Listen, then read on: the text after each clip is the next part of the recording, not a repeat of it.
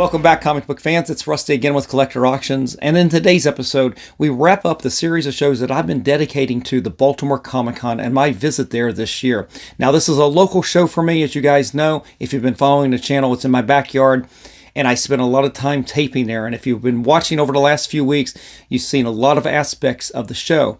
Well, today we're going to have a little bit more footage of some of the things that you didn't see in any of those episodes. There were definitely a lot of comic creators, independent comic creators, as well as illustrators.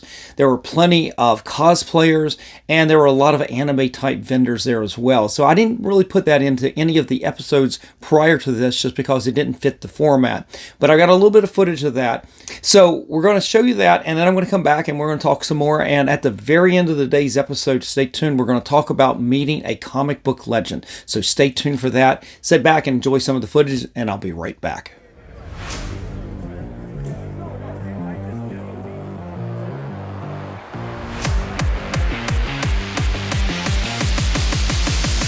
You're okay.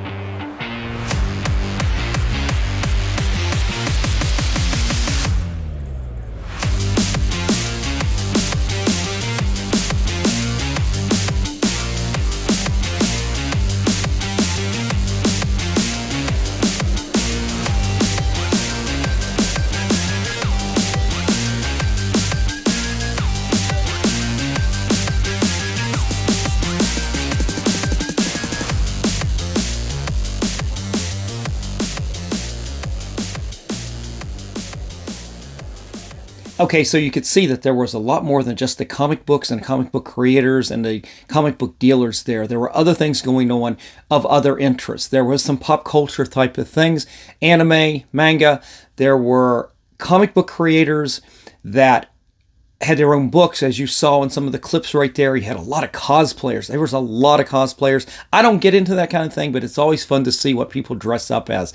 So I hope you enjoyed that. But one of the other things I wanted to show coming up next is I did want to stop by CBCS because I spent a lot of time at CGC during this show. I did signings that I had witnesses, so I had to go to CGC to get that witness. And on that last day, on Sunday, if you watched the last episode, you saw me submitting all of my books to CGC. And that whole episode, the previous episode, was dedicated to that. So I wanted to run by CBCS and see how they were doing. Not that I was submitting anything with them. I only had one book that I had considered submitting with them, and that was only if Marv Wolfman had been there. He was a cancellation. And I've got a George Perez New Teen Titans #2 that was verified and graded by CBCS. And I had considered going there with that book. But two things happened since they had basically announced that Marv Wolfman was going to be in Baltimore. One was, well, Marv Wolfman canceled, and that kind of pretty much took the wind out of my sails about getting that book cracked open at the show and then adding his signature and then regraded. And the plan was initially to take it to CBCS, have them crack it open, have Marv Wolfman sign it, take it back to CBCS, and have it graded. Well, the other thing, the big shoe that dropped this year was that CGC partnered with JSA, and now they verify signatures. And that went out the window. So I had no business with CBCS, but I did run by their booth. So take a quick look at this. And as you can see, hardly anybody was at that table. Every time I walked by CBCS, it was like a ghost town. I feel bad for them. I think they're a solid company. But in this market, CGC is just dominating. And you could see it at the con. It was everywhere. CGC was everywhere. So it is what it is. So the other thing I really wanted to do while I was at the Baltimore Comic Con was run by Shortbox. And let's run that footage right now.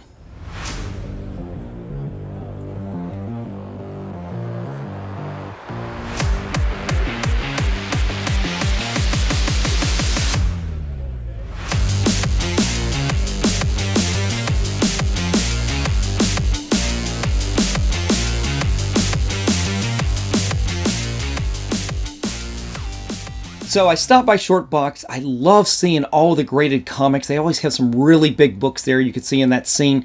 But the big thing was to get to see Kevin. You saw his picture right there as well. We had to take a selfie. Kevin reps Shortbox. I see him at all the cons that I go to. And it was always good to talk with him and catch up.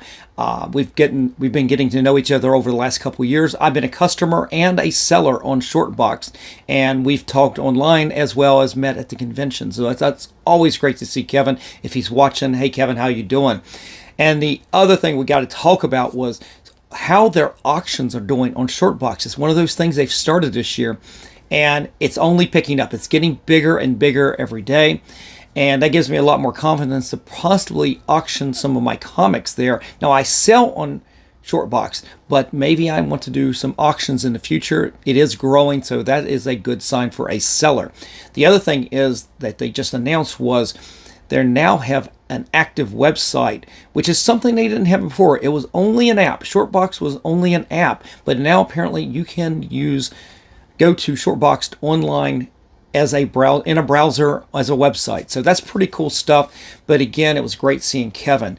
But there were other great people at the Baltimore Comic Con that I got to catch up, and some I got to meet for the first time. So I finally got to meet Jim from Bronzeville Comics. He's somebody that I've followed on YouTube for a while, and I follow him on Whatnot these days as well.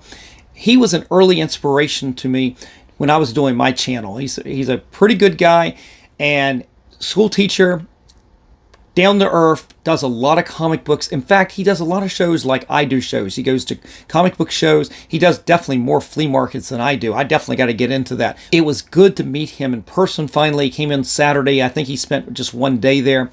And he came in, found me in line with Walt Simonson, and we got to spend a few minutes together. He was much better than I was about filming a little footage with the two of us. I at least got a selfie right there.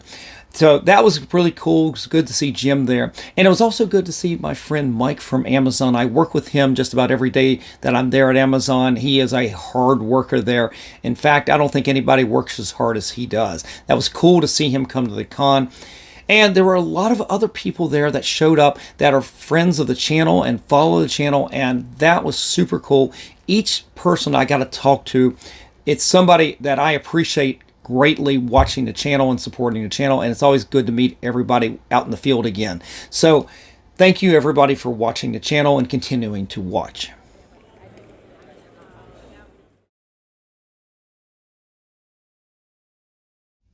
So this brings us to the part of the show where I wanted to talk about meeting one of the comic book legends, but I didn't know it at the time.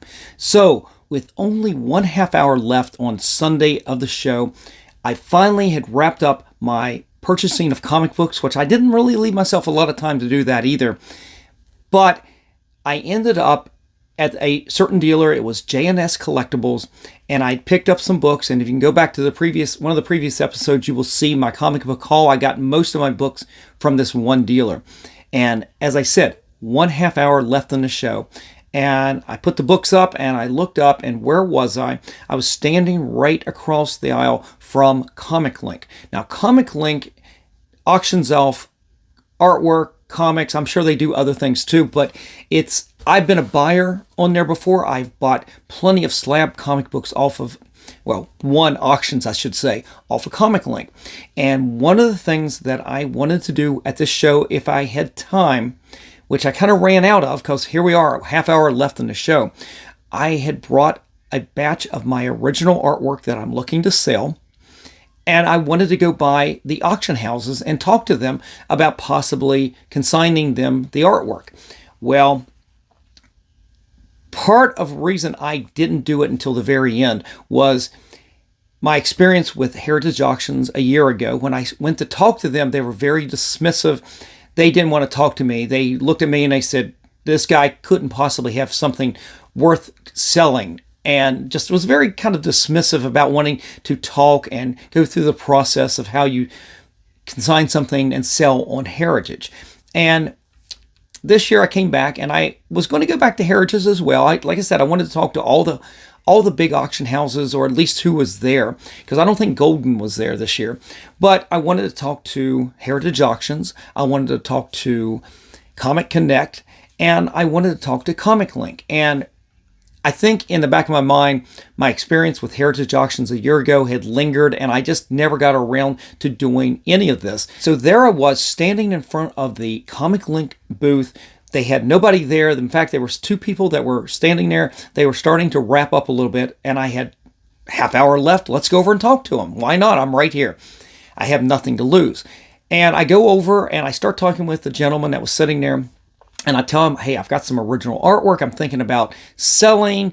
If I went to ComicLink, what would that be like? And he starts going over the process and talking about this and that. And he's very nice. And I say, well, I've got the artwork with me. Do you want to take a look? And he says, absolutely. So he starts taking a look at it. And it's a good batch of artwork. And that's something we'll talk about in a little bit. But he's like, wow, this is some really good stuff. And he calls his associate over. And yeah, I don't have the biggest pages out there, but I have some really good artwork in there. And we were going over it, and we were talking about what kind of prices would you expect? Where do you think the market is? I've told him some of the things I've seen on Heritage. In fact, he started looking up some of the artwork on Heritage as well. And we were kind of talking back and forth, and we weren't really even he wasn't pushing me. We were just talking about prices. And we did finally get around to, are you interested in doing something? And I was not going to do anything right then. And that's something I appreciate, is I wasn't going to do it right there. They had offered, they said, if you do something right now, we can take the artwork back and we can save on shipping and not worry about the insurance, because if it was going to be later, I'd have to ship that artwork. And this artwork was pretty expensive, the way I was valuing it. And I don't know if I'd want to put that in the mail. But I wasn't prepared on that spot with a half hour left in the show just to turn over artwork to somebody I had just met, even if it is a reputable company. But there was no pressure to do anything at that point. And one of the things he said was, gave me his number, and he said, give him a call back in a few days. I knew I had a few other pieces I wanted to add to this. And he said, get your pieces together, give me a call, get an idea of what you think all the artwork is worth, so you are comfortable with talking with us. And then we can go from there. And that's kind of what we did over the next week. We talked back and forth. And eventually, I was actually very impressed by them. The rep was very nice and put me at ease. He seemed to know what he was doing. And in the end, I ended up talking with him a few days later, and he sent over the contract, which basically gave me the paperwork so I could read it over and everything. So as of the moment, that artwork actually is at ComicLink now, and it's going to be featured in some future auctions, and we'll go over that as well. But at this point, I need to apologize for the exposition, because I'm a horrible YouTuber sometimes, guys, and I completely forgot to start filming. And I wish I had, because the rep that I ended up talking to was Steve Borok. And if you guys know who that is, you should know. If you're watching my channel and you know how much CGC stuff I do, you guys should know exactly who I'm talking about. So at this point, what I'm going to do is a little slideshow of some of the things, some of the pieces of artwork that I sent to ComicLink, so you guys can get an idea. So we're going to have a little slideshow. Photos are going to come in, because I took photos of all of these things so I could at least remember them for my own memories, because I am selling them. So let's start with the first batch right here. This is one of my favorite pages. I've talked about this page in the past. I featured it on the channel, but I finally decided to sell it, and the whole batch from this particular book. It is from Captain America 165. We've got the splash page. We've got page 2. Page 14, gotta love the spiders. And then I've got a sequence of 3 pages 24, 25, and 26. All, well, the last two featuring a battle scene between the Yellow Claw and Captain America. And this was done by the great Sal Buscema back in the day. This was from the very second Captain America book I had ever read as a kid. And I've had this artwork since 1990. I picked it up from an ad out of the Comic Buyer's Guide for really very little, considering what they could go for these days. And I'm taking a little bit of chance sending it into an auction house. I didn't put it up on eBay, but one of the reasons that I was comfortable with ComicLink was their commissions are actually more in line with short boxed. Basically, it's not as high as eBay and definitely not as high as Heritage Auctions. So it's one of the reasons I was comfortable going with them on this. But we've got some other artwork that's really good as well. I had a beautiful John Romita Jr. Daredevil page right here. This is from issue 253, page 5. From Guy Davis, I've got a Sandman Mystery Theater page. This is from issue 69, page 20. From Ultimate Spider-Man, Mark Bagley, I've got a double-page spread that features Spider-Man, the Vulture, Silver Sable, Nick Fury is on there, and it's pretty cool. I've had it signed by Bendis, by Bagley, and John Dale, who did the inking on there on both pages. They signed all of it. And I think Bagley actually has a signature on the back of those pages as well. It's a beautiful spread. I've got a beautiful Walt Simonson page from X Factor number 33. It's page number 2, coming right here. And starting to get some really good pages right here. We've got from Tomb of Dracula number 53. We got page number 6. Beautiful art from Gene Colan and Tom Palmer. You don't have Dracula in there, but you do have Blade featured in one of those panels. Now, another Sal Buscema beautiful page. I had a splash page from The Incredible Hulk, number 288.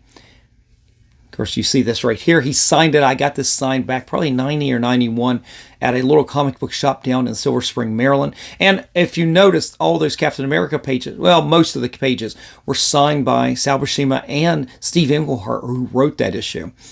I forgot to mention that. And then I sent over a page from Conan. Now, this is Gil Kane. This is issue 130, page 14.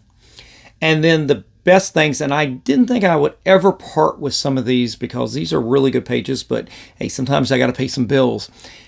From John Buscema and Tom Palmer from issue number 83, the first appearance of the Lady Liberators, I believe. This is the issue where you get Valkyrie, but it's not the real Valkyrie. It's really the Enchantress. And I've got pages 9 and 14 from that issue. And I've had those for many years as well. And as I said, I've got some bills to pay, and I was willing to give up a lot of artwork right now to help take care of some of that burden. That is all the artwork right now that is currently at ComicLink. And most of these, not every one of them yet, are up for auction starting. Some of them are going to be starting in November, and some of them are going to be starting in January. And I will leave you links to all the artwork that's already been listed, so you guys can go down in the description and you can click on the link and you can go see the artwork at ComicLink and get a much better view than you can here on the YouTube channel. So I know you guys are sitting here going, this has been a great story so far, lots of exposition, but where's the big reveal? Who's this big comic book legend you said you got to meet? Well, as it turns out, the rep there at ComicLink turned out to be none other than Steve Borak, who is basically the father of the certified grading business in comics. Back in 1999, he was hired by CGC to be their head grader, as well as help them establish with Mark Haspel, help them set up the system of grading that we know today. And basically, he was their president for many years. He's went to CBCS. He founded CBCS and started that over there as well. He's worked for Heritage Auctions, and he worked for My Comic Shop. And most recently, he's been working this last year or so with ComicLink, basically as a senior consignment director. And that's what he does. He goes to shows and secures collections, much like my collection. And he never pressured me to do anything, but he made me feel very comfortable in working with ComicLink, and that's what I've done. And it was great because I got to spend some time with him there at the show. And trust me, guys, after about 2 or 3 minutes, I realized who I was talking to, because I heard somebody say Steve and something clicked like that. And I'm going, wait a minute. I'm not as good at following the news, but wait a minute. Things came together because I've watched interviews with this man on Swaggle House, on some of the other channels, and I instantly knew who it was. And unfortunately, again, I failed to turn the camera on. We were standing pretty close, and it's pretty obvious. I got the camera sitting there, strapped to my chest, but I couldn't hit the Bluetooth trigger soon enough to actually film some of this interaction. So again, you get lots of words right here, guys. So here I am talking with the man who basically started the graded comic book community today. And once I realized who I was talking to, I was able to shift the conversation after we had been finishing talking about my consignment. We actually switched over and we started talking about some of the current news in the grading community, like the CBCS lawsuit against their former head grader who had just went to PSA, and there's a lawsuit going on there. So we got to talk about that a little bit. And then, of course, that brought up the whole thing with PSA and whether he had talked with them or not. And I won't get into that, but we did talk about the PSA slab. And he said, have you got a chance to see it? And I said, I did. I had been over to Short Box, and they've got the early prototype over there that they're getting ready to auction. And he said, well, it's too heavy. And I said, I know. That thing weighed a ton. Can you imagine having to mail that thing? That slab itself had to be more than 2 pounds by itself. I mean, I can imagine the shipping cost it's going to be to send one of those out in the mail if you're selling PSA slabs. So it was pretty cool to be able to spend some time with somebody of that stature in the industry, and knowing that half of that room there was talking about graded comic books, getting things signed. I mean, it all started with this person right here for the most part. So that was awesome. I definitely enjoyed that part, and it was good because I've gotten to talk to Steve several times on the phone over the course. After the Baltimore Comic Con, I got to speak with him as we continue that process of getting my artwork to ComicLink. And again, he's responsible for making me feel comfortable about working with them, and let's see how it goes.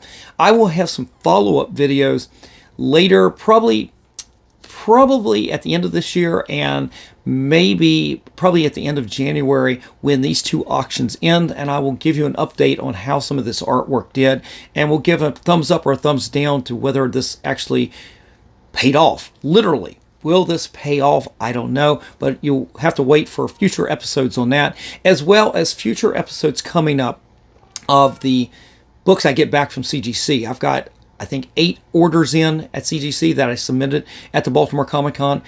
The biggest order was a 13-book modern order, and some of them, there were a couple in there that were only 2 books, some of the signature series books.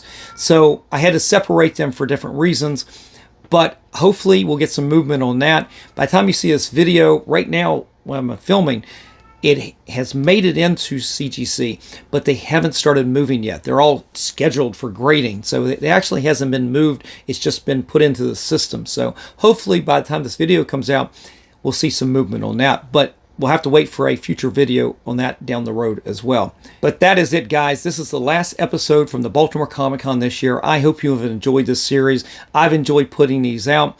Been a lot of fun. Lot of editing. I'll tell you this, a lot of editing, and I'm learning from this. I will learn to turn the camera on next time, and we'll get a little bit of footage of Steve Borak at ComicLink maybe next time. We'll see. But I hope you enjoy this kind of content. If you do, definitely continue checking out my channel. I've got shows every Monday, Wednesday, and Friday. And after this show, we'll go back to our regular scheduled episodes coming up. And I've got a lot of good episodes coming up. We're going to be talking about whether or not we should be buying off of Whatnot, investing in comics, still doing new comic book day videos. I do a little bit of everything. So if you haven't done it already, definitely hit that like, slap the subscribe, and click on that notification bell so you guys don't miss out on any of these episodes. Like I said, come out Monday, Wednesdays, and Fridays at 3 p.m. All right, guys, I'm out of here. I've had a great time. Hope you enjoyed this episode and this series. I'll see you for the next show. Just remember, every comic has a story.